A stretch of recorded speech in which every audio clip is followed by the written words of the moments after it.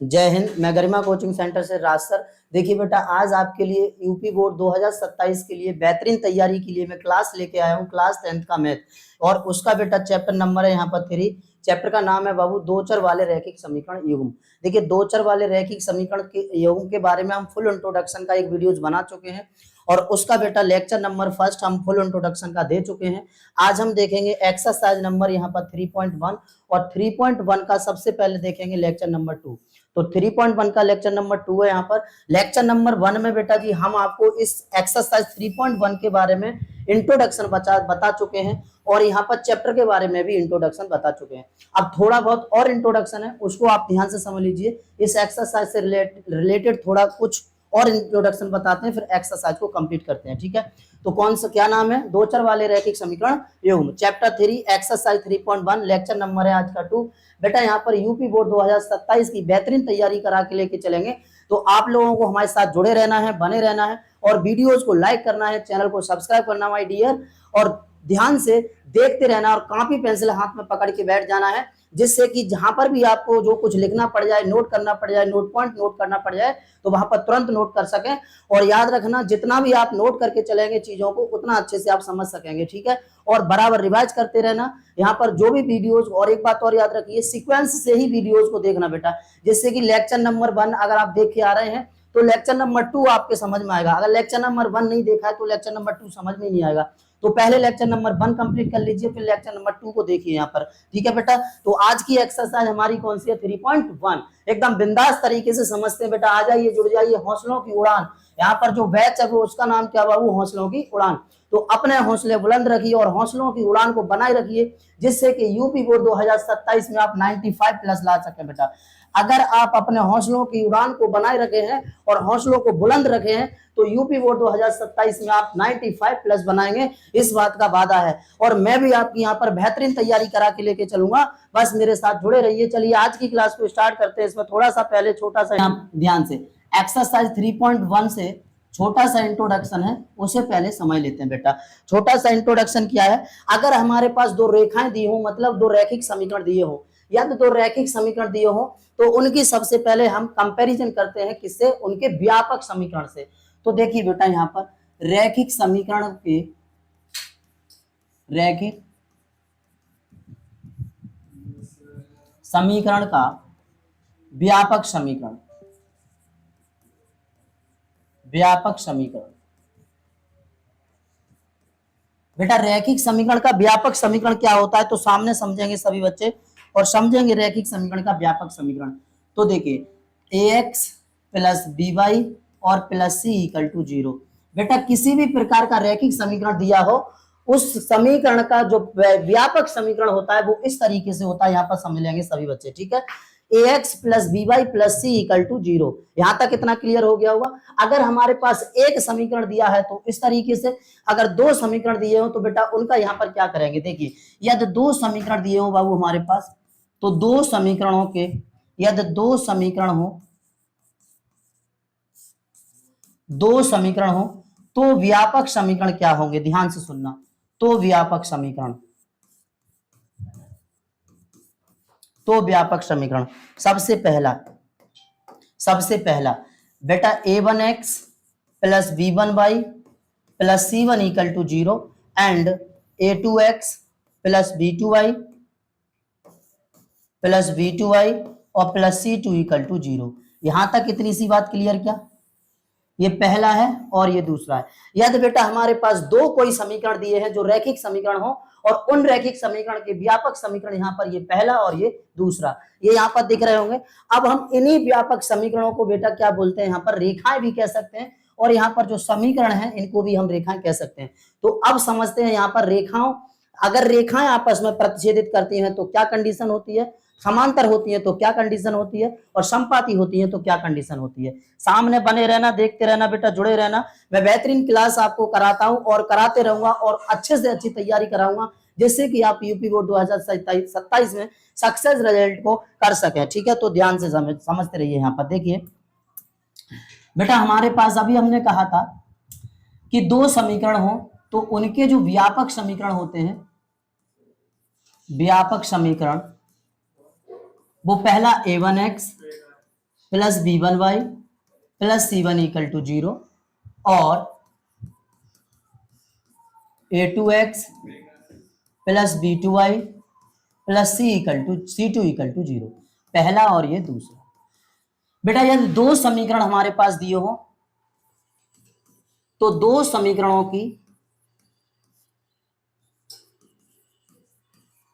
तुलना कर देते हैं हम यहां पर इनके व्यापक समीकरण से। क्या समझ में आ रही है? दो समीकरण दिए हो तो दो समीकरणों की तुलना कर देंगे बेटा व्यापक समीकरण से, जो आपके सामने लिखे हुए हैं। अब जैसे ही हम यहां पर कंपैरिजन करते हैं, मतलब यहां पर कोई हमें समीकरण, तो यहां से क्या होगा, तो a1 मिल जाएगा, b1 मिल जाएगा और बेटा c1 मिल जाएगा और c1 मिल जाएगा और a2 v2 c2। यहां पर इनकी वैल्यू बेटा फाइंड होती है। जब हम कंपैरिजन करेंगे तो इनकी वैल्यू यहां पर ज्ञात कर लेंगे और जैसे ही इनकी वैल्यू को यहां पर निकाल लेंगे वैसे ही बेटा यहां पर पहला केस होता है, ध्यान से समझना, यदि a1 upon a2 is not equal to b1 upon b2 is not equal to c1 upon c2। अगर बेटा ये तीनों आपस में बराबर नहीं है, यदि तीनों आपस में बराबर नहीं है तो उस कंडीशन में रेखाएं प्रतिच्छेदित होती हैं। कितनी गजब बात है, ध्यान से समझना। उस कंडीशन में रेखाएं क्या होती है बाबू? प्रतिच्छेदित होती हैं, प्रतिच्छेदित करती हैं। कोई दिक्कत यहां तक? यदि a1 अपॉन a2 और b1 अपॉन b2 और c1 अपॉन c2 आपस में बराबर नहीं हो तो उस स्थिति में रेखा यहां पर क्या होंगी? प्रतिच्छेदित होंगी। यदि बेटा रेखाएं प्रतिच्छेदित होती हैं तो उस स्थिति में केवल एक हल होता है, ध्यान से सुनना, केवल एक हल होता है, केवल एक हल। एक हल का मतलब है यहां पर बेटा अद्वितीय हल, अद्वितीय हल, अद्वितीय हल। ठीक है, समझ रहे हैं सब बच्चे? क्या होता है बेटा जी? अद्वितीय हल। और यहां पर अगर रेखाएं प्रतिच्छेदित कर रही हैं तो उनके जो युग्म होते हैं बेटा रेखाओं के, वो संगत होता है। युग्म कैसा होता है? यहाँ पर संगत होता है। मैं सारी बातों को बता के चल रहा हूं, नजर सामने होनी चाहिए, बस बने रहिए वीडियोस में। और बेटा हो सके तो वीडियो को लाइक भी कर दीजिए प्लीज, चैनल को सब्सक्राइब भी कर दीजिए। यहाँ पर तो देखिए, यहाँ पर अगर ये प्रतिच्छेदित करती हैं तो केवल एक हल होगा, मतलब अद्वितीय हल। अगर अद्वितीय हल है तो बेटा इनका जो युग्म है वो क्या है? संगत युग्म है, यानी कि रेखाएं संगत युग्म के फॉर्म में होती हैं। ठीक है, यहाँ तक। अब इनका ग्राफ क्या होगा तो ग्राफ के माध्यम से भी मैं यहाँ पर आपको समझा दे रहा हूं। तो देखिए ध्यान से, ग्राफ कुछ ये होगा बाबू। ग्राफ अगर रेखाएं प्रतिच्छेदित करती हैं तो ग्राफ कैसा होगा, यहाँ पर समझ लीजिए। जैसे देखिए, यदि एक रेखा कोई ऐसी गई तो दूसरी रेखा बेटा इसको काटती हुई चली जाएगी यहां से, कहीं से भी, जैसे यहाँ पर। तो यहाँ पर ये इसका कटान बिंदु आ गया, मतलब रेखाओं ने क्या कर दिया? आपस में एक दूसरे को इंटरसेक्ट किया, मतलब प्रतिच्छेदित किया। और प्रतिच्छेदित का करना मतलब क्या है यहाँ पर? कि रेखाएं एक दूसरे का ये जो युग्म है वो कैसा है? संगत है। अब यहाँ से जो आंसर मिलेगा बेटा वो यहाँ पर हमें इस पॉइंट पे आंसर मिलेगा, यहाँ पर, यानी कि ये होगा आंसर हमारा y की लाइन में और यहाँ पर ये आंसर होगा बेटा हमारा x की लाइन में। क्या समझ में आ गया इतना? अगर ये समझ में आ गया तो आगे दूसरे केस पर बढ़ते हैं। सामने समझते रहिए बेटा जी, दूसरे केस में बढ़ते हैं। यहाँ पर दूसरा पॉइंट क्या है? दूसरा पॉइंट, यदि a1 upon a2 equal to v1 upon v2 और c1 अपॉन c2।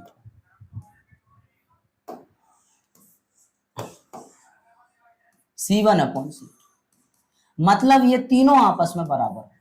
बेटा जब तीनों आपस में बराबर होते हैं, a1 अपॉन a2 बराबर v1 अपॉन v2 बराबर c1 अपॉन c2 हो तो उस स्थिति में रेखाएं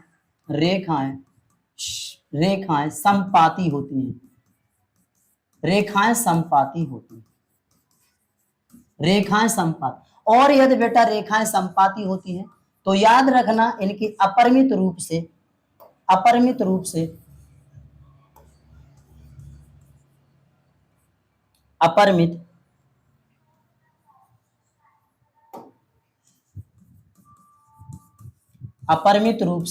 अनेक हल होते हैं, अनेक हल होते हैं। यदि इनके अनेक हल हैं तो इनका जो युग्म होगा बेटा वो भी कैसा होगा? संगत होगा। रेखाओं का जो युग्म होता है माय डियर वो भी कैसा होता है, संगत होता है। यहां तक सबको क्लियर? मतलब समझिए, यदि a1 अपॉन a2 बराबर b1 अपॉन b2 बराबर c1 अपॉन c2 हो तो रेखाएं संपाती होंगी, और यदि संपाती है तो इनका जो युग्म होगा वो कैसा होगा, संगत होगा। ठीक है, यहां तक क्लियर? इनका बेटा यहाँ पर हम ग्राफ भी समझ लेते हैं, थोड़ा सा नजर सामने रखेंगे। ग्राफ कुछ ऐसा होता है अगर रेखाएं संपाती हैं तो। देखिए संपाती का मतलब क्या होता है, अगर एक रेखा कहीं यहां से गई है तो दूसरी रेखा इसी के ऊपर से चढ़ती हुई निकल जाएगी। यहां पर ध्यान से समझिए, ये देखिए, तो दूसरी रेखा इसी के ऊपर से निकलती चली जाएगी, यानी कि चढ़ी हुई जाएगी। इसी को बोलते हैं बेटा संपाती। यहाँ पर जो होंगे वो अपरिमित रूप से अनेक हल होते हैं। ग्राफ भी आपको समझ में आ गया होगा। अब नेक्स्ट तीसरे पॉइंट पर बढ़ते हैं। तीसरा पॉइंट हमारा है यहाँ पर, यदि a1 अपॉन a2 बराबर b1 अपॉन b2 बराबर नहीं है बेटा c1 अपॉन c2। क्या इतनी बात समझ रहे? इसका मतलब है तो रेखाएं समांतर होती हैं, तो रेखाएं समांतर होती हैं। और यदि रेखाएं समांतर है तो बेटा यहां पर यदि रेखाएं समांतर है तो इनका कोई हल नहीं होता, कोई हल नहीं होता है, कोई हल नहीं होता है। क्लियर यहां तक? और यदि बेटा कोई हल नहीं होता है तो इनका रेखाओं का जो युग्म होता है, जो युग्म होता है रेखाओं का, जो रेखाओं का युग्म होता है वो अविरोधी होता है बेटा, अविरोधी। यहां तक क्लियर? यहां तक क्लियर सब बच्चों को? अगर यहां तक क्लियर है तो आगे बढ़ते हैं, ध्यान से समझ लो इस चीज को दोबारा से। तीसरा पॉइंट है, यदि a1 अपॉन a2 बराबर b1 अपॉन b2 बराबर नहीं है बेटा c1 अपॉन c2 के, तो इस स्थिति में रेखाएं कैसी होती हैं, समांतर होती हैं। और यदि रेखाएं समांतर है तो कोई हल नहीं होता है, और यदि कोई हल नहीं है तो बेटा इनका जो युग्म होता है वो अविरोधी युग्म होता है। क्या यहां तक समझ में आ गया सभी बच्चों को? ठीक है, देखते रहेंगे सामने, आवाज नहीं? चलिए, तो यहां तक इसका ग्राफ और समझ लेते हैं। देखिए इसका ग्राफ कुछ ये होता है बेटा, जैसे ये एक रेखा है, फिर बेटा दूसरी रेखा ये, इसके ही बगल से गुजरती हुई एक रेखा और चली जाए, ये देखिए। तो ये दोनों रेखाएं एक दूसरे के क्या है, समांतर है। अगर समांतर है तो यहां पर अभी अभी बताया था कि इनका कोई हल नहीं होगा, और बेटा युग्म अविरोधी होगा। यहां तक मेरे ख्याल से आप लोगों को पूरी तरह समझ में आ चुका होगा। इतना ही छोटा सा इंट्रोडक्शन था। अब बेटा जी हम यहाँ पर एक्सरसाइज पर बढ़ते हैं, जो हमारी आज की एक्सरसाइज है। तो देखेंगे यहाँ पर बेटा, यहाँ पर एक्सरसाइज आप लोगों को दिख रही है। एक्सरसाइज के जो कुछ क्वेश्चन आज हो पाते हैं उनको सॉल्व करते हैं, फिर नेक्स्ट डे सॉल्व करते हैं बेटा कंप्लीट एक्सरसाइज को। देखिए एक्सरसाइज में पहला क्वेश्चन है, निम्न समस्याओं में रैखिक समीकरणों के युग्म बनाइए और उनको ग्राफी विधि से हल कीजिए। सबसे पहले हमें समीकरणों के युग्म बनाने हैं, फिर उनको ग्राफी विधि से हल करना है। जैसे पहला क्वेश्चन है यहाँ पर, कक्षा 10 के 10 विद्यार्थियों ने एक गणित पहली प्रतियोगिता में भाग लिया। यदि लड़कियों की संख्या लड़कों की संख्या से 4 अधिक है तो बेटा प्रतियोगिता में भाग लिए गए लड़कों और लड़कियों की संख्या ज्ञात कीजिए। तो सबसे पहले यहाँ पर कंसीडर कर लोगे, मान लोगे, माना क्वेश्चन नंबर बेटा पहले का पहला, नजर सामने होनी चाहिए। एक्सरसाइज है हमारी 3.1।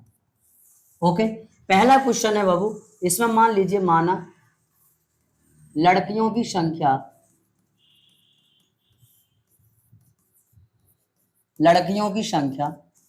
x और लड़कों की संख्या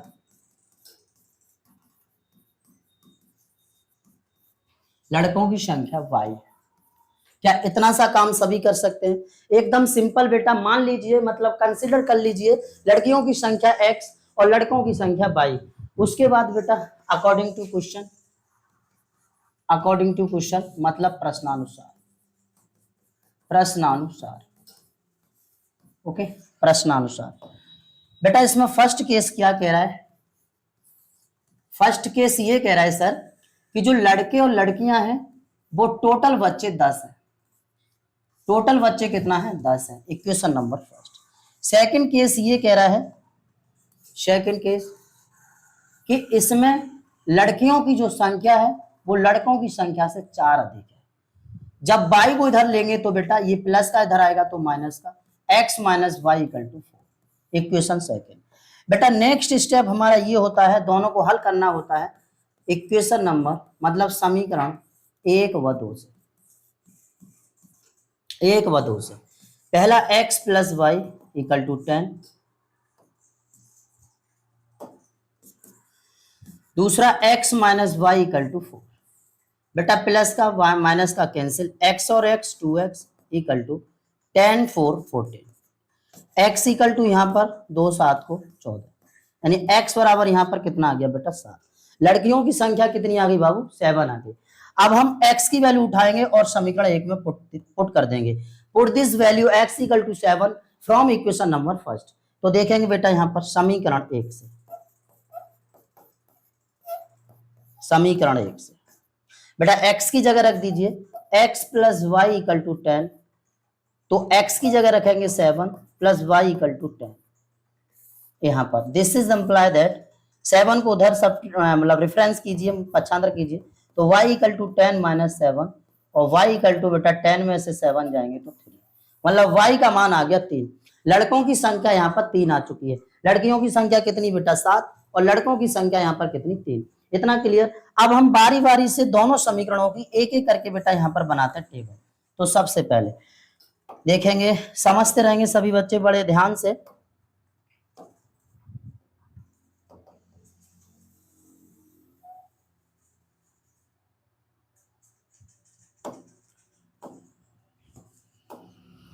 समीकरण 1 बेटा टेबल बनाइए। समीकरण 1 है हमारा x plus y equal to 10।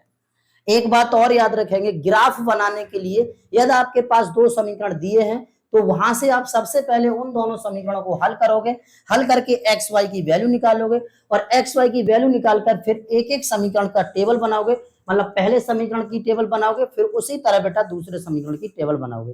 ठीक है, जिस तरह मैं यहाँ पर कर रहा हूँ उसी तरह आप करोगे। और अगर कोई कंफ्यूजन है, कोई डाउट है तो बेटा कमेंट बॉक्स में तुरंत आप पूछोगे, उसका मैं फुल डिटेल डिस्कस करूंगा, आपके साथ आंसर दूंगा। ओके, पूरा डिटेल के साथ। तो यहाँ पर ध्यान से समझते रहोगे और मैंने पहले भी बता दिया है और अब फिर दोबारा बता रहा हूँ, कॉपी पेंसिल लेके बैठ जाइए जिससे कि आपके माइंड में कोई भी डाउट ना रहे। तो यहाँ पर देखिए बेटा, यहाँ से x plus y equal to 10, एक पद को हम उधर ले जाते हैं, चाहे तो x का ले जाइए या फिर y का ले जाइए। तो बेटा मैं y का उधर ले जाता हूँ, x equal to 10 minus Y.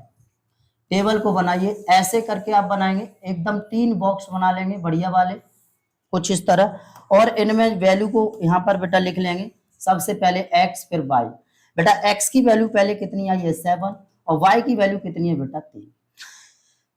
एक बात याद रखेंगे यहाँ पर, छोटी सी बात क्या है, छोटी सी बात ये है सर, x की लाइन में y के पास देखते हैं कितनी वैल्यू है, और बेटा y की लाइन में x के पास देखते हैं, x के पास देखते हैं कितनी वैल्यू। यहां तक क्लियर। तो बेटा देखिए चलिए, y x की लाइन में y के पास -1 है तो -1, 7 माइनस 1 6, 6 माइनस 1 बेटा 5। मतलब जिस तरह आप 7 में से 1 घटाए और 6 बचा, उसी तरह 6 में से 1 घटाएंगे तो 5 बचेगा। और भी आप इससे आगे की वैल्यू को फाइंड कर सकते हो, लेकिन ज्यादा जरूरत हमें है नहीं, हमारा इतने से ही काम चल जाएगा, तो आगे निकालने की कोई जरूरत नहीं है बेटा। ठीक है, अब हम y की लाइन में x के पास देखते हैं +1, तो 3 + 1 4 और 4 + 1 बेटा 5। इतना क्लियर। इसी तरह बना लेंगे यहाँ पर हम समीकरण 2 की टेबल, समीकरण 2 से बेटा समीकरण 2 कितना है, x minus y equal to 4 और x इक्वल टू 4 + वाई। कुछ इस तरह बनाएंगे बाबू, इस तरह बनाएंगे। एक में x लिखेंगे, y लिखेंगे, और बेटा x का मान 7 आया था, y का 3 आया था। x की लाइन में y के पास देखिए कितना है, तो x की लाइन में y के पास प्लस है, 7 1 8 और 8 1 कितना बेटा 9। इसी तरह यहाँ पर +1 है तो 3 1 4 और 4 1 कितना बेटा 5। तो ये टेबल हमारी दोनों बन के रेडी हो चुकी हैं, कंप्लीट टेबल बन चुकी हैं। अब हमारा काम आता है बेटा ग्राफ का। तो ग्राफ ध्यान पूर्वक समझेंगे, यहाँ पर ग्राफ को समझते हैं। देखिए कुछ थोड़ा सा इधर बता रहा हूं मैं।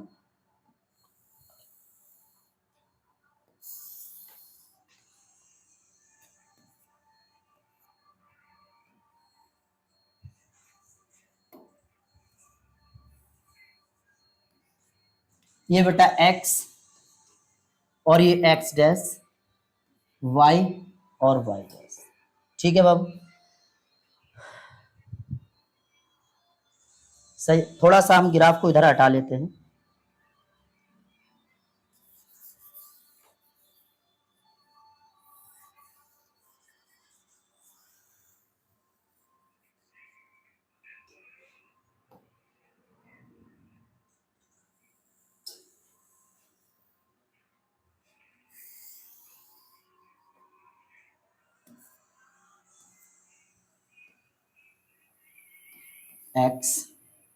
x डैश, y और y डैश, ठीक है बेटा। अब यहां पर समझेंगे ध्यान से, पॉइंट को कंसीडर कर लीजिए यहां पर 1,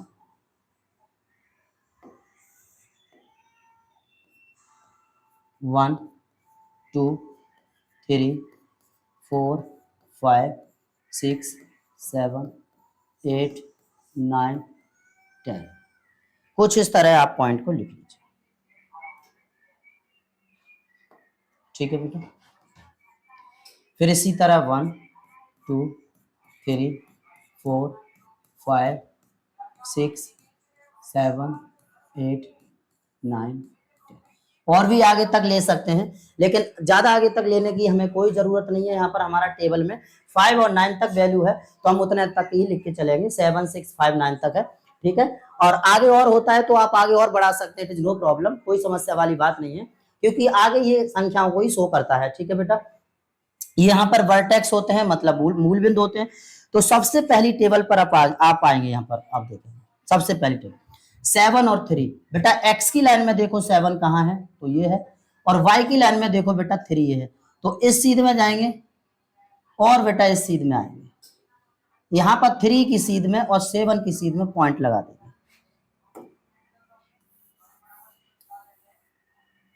समझ में आ रहा है सभी को? ये एक पॉइंट लग गया बेटा। फिर उसके बाद है 6 4, तो 6 यहाँ है, 4 यहाँ है, तो थोड़ा इसी के ऊपर यहाँ लगा देंगे। फिर उसके बाद में बाबू 5 5 5 यहाँ है, 5 थोड़ा सा ऊपर लगा। अब आपको ये तीनों पॉइंट एक सीध में मिलते हुए दिखाई दे रहे होंगे, स्केल रखेंगे और स्केल रखे बाकायदा इन तीनों बिंदुओं को आपस में मिला देंगे, कुछ ऐसे करके, ठीक है, कुछ इस तरीके से। बेटा यहाँ पर आप इसका नाम भी लिख सकते हैं, क्या था, कौन सी रेखा के लिए है, तो ये पहली रेखा के लिए x plus y equal to 10, ठीक है। बिंदु रखना चाहे बिंदु भी रख सकते हैं। ये कौन सा पॉइंट था, तो ये था 7 3, और ये कौन सा था बेटा 6 4, और ये था 5 5, बिंदु भी हमने यहाँ पर रख दिया, ठीक है। नेक्स्ट रेखा के लिए देखेंगे, नेक्स्ट क्या है बेटा, नेक्स्ट यहाँ पर हमारा 7 3 लगा हुआ है, 8 4, 8 कहीं यहाँ पर है और 4 बेटा इसी, मतलब यहाँ बेटा 9 5, 9 यहाँ है और 5 इसी। अब ये तीनों आपको मिलते हुए दिखाई दे रहे हैं, तो एक यहाँ पर लाइन यहाँ पर भी आप अच्छी तरीके से ड्रॉ कर दोगे, इन तीनों बिंदुओं को मिलाते हुए, ठीक है बेटा, कुछ इस तरह के इस तरीके से इनका आप यहाँ पर जिस रेखा के लिए जो ग्राफ बना है वहां पर इसकी रेखा लिख दोगे, x minus y equal to 4। बिंदु लिखना चाहे तो निर्देशांक भी यहाँ पर लिख सकते हैं, ये 8 4 है और बेटा ये 9 5। अब इनका जहां कटान बिंदु होता है बेटा जी, जहां ये कटान बिंदु होता है, ये यहां पर कटान बिंदु है, यही क्या है यहाँ पर इसका आंसर, इसका आंसर। तो आंसर यहाँ पर कितना आ गया, x इक्वल टू आ गया बेटा 7 और y इक्वल टू आ गया यहां से 3, ये आ गई वैल्यू। मेरे ख्याल से आप बच्चों को सबको समझ में आ गया होगा। कुछ इस तरीके से ग्राफ बनाते हैं और इस एक्सरसाइज के क्वेश्चन इस तरीके से सॉल्व।